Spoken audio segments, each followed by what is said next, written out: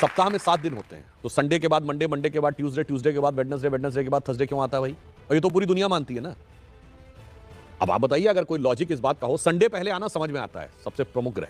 और जो हमसे कहते हैं कि आप लोग तो 7 ही ग्रह मानते हैं और 9 होते हैं, तो भाई तुम भी तो 7 दिन मानते हो, मगर सवाल हमसे पूछते हो। चलिए अब मैं आपको बताता हूं, अगर सूर्य सबसे बड़ा ग्रह है और साइज के हिसाब से होना चाहिए था, तो उसके बाद दूसरे नंबर का ग्रह बृहस्पति है साइज में, फिर तीसरे नंबर का शनि है, तो संडे के बाद थर्सडे आना चाहिए था, उसके बाद सैटरडे आना चाहिए था।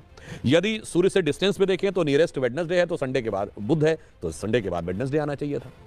परंतु ऐसा क्यों होता है? उसका कारण विशुद्ध भारतीय ज्ञान में है, जो भारत की वैदिक ज्योतिष है, जिसमें एक चीज होती है होरा। जिन्होंने थोड़ी बहुत एस्ट्रोलॉजी पता होगी उन्हें पता होगा, ये होरा शब्द जो है इसी से ही ग्रीक में हॉरोस्कोप शब्द जो अंग्रेजी में आया है वो होरा से ही आया है।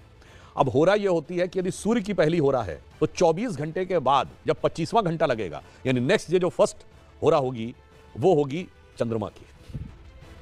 फिर चंद्रमा के बाद जो नेक्स्ट 25वें घंटे में पहली होरा आएगी वो आएगी मंगल की, मंगल के बाद बुध की।